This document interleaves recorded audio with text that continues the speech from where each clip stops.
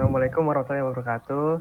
Kami dari kelompok 7, diantaranya Dimas Alik Budiono, Wajan Titan, dan Muhammad Reja ingin menjelaskan tentang narkoba dalam perspektif Islam. Nah, yang pertama ada status hukum nafzah.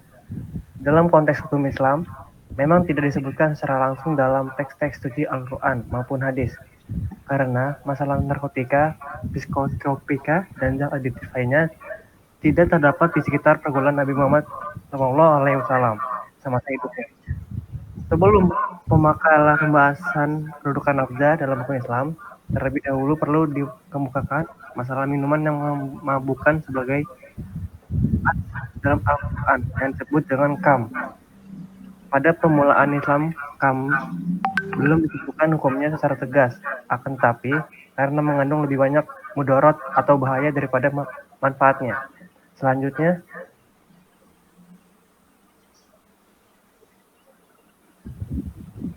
Khamer. Secara etimologi, khamer berasal dari kata khamara, yang artinya adalah penutup dan menutupi. Maksud penutup adalah bahwa khamer dapat menutup akal pikiran dan logika seseorang bagi yang meminumnya atau mengkonsumsinya. Sedangkan secara terminologi, Al-Isfihani menjelaskan khamr berarti minuman yang dapat menutup akal atau memabukkan, baik orang yang meminumnya atau mabuk ataupun tidak. Jadi minuman yang memabukkan itu disebut khamr karena ia dapat menutup akal manusia. Inilah salah satu alasan yang kuat khamr diharamkan dalam Islam di samping beberapa alasan lain.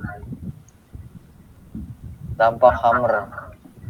Dampak buruk yang ditimbulkannya adalah akal sehatnya terkontaminasi dan terhalang dengan khamr, sehingga tidak jarang minum khamr normalitas akal sehatnya terganggu dan mengakibatkan tidak sadar.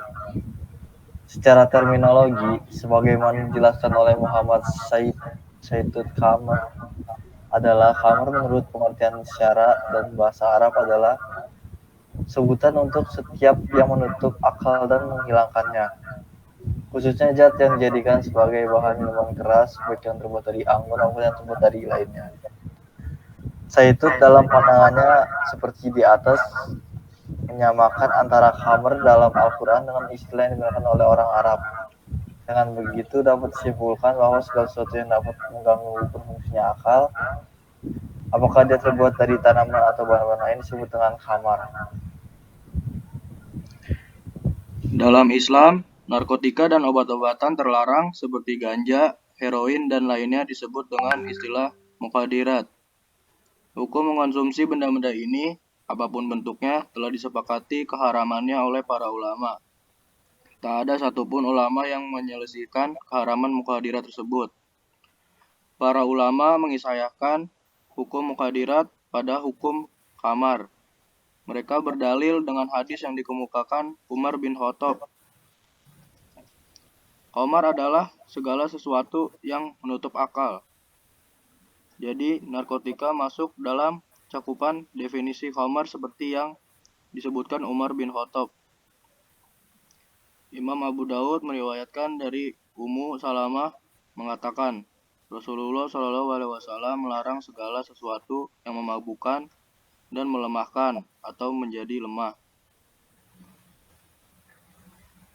Islam mengharamkan memakan sesuatu yang buruk dan membahayakan, sebagaimana firman Allah Subhanahu wa taala, dan menghalalkan bagi mereka segala yang baik dan mengharamkan bagi mereka segala yang buruk.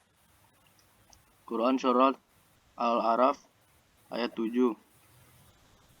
Rasulullah SAW juga bersabda, tidak boleh membahayakan diri sendiri dan tidak boleh memberi bahaya atau mudarat kepada orang lain.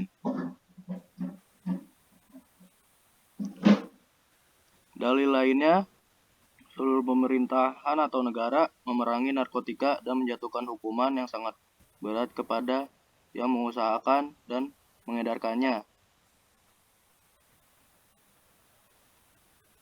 Sehingga pemerintahan suatu negara yang memperbolehkan khamar dan minuman keras lainnya sekalipun tetap memberikan hukuman berat kepada siapa saja yang terlibat narkotika. Bahkan, sebagian negara menjatuhkan hukuman mati kepada pedagang dan pengedarnya. Hukuman ini memang tepat dan benar karena pada hakikatnya, para pengedar itu membunuh bangsa-bangsa demi mengeruk kekayaan.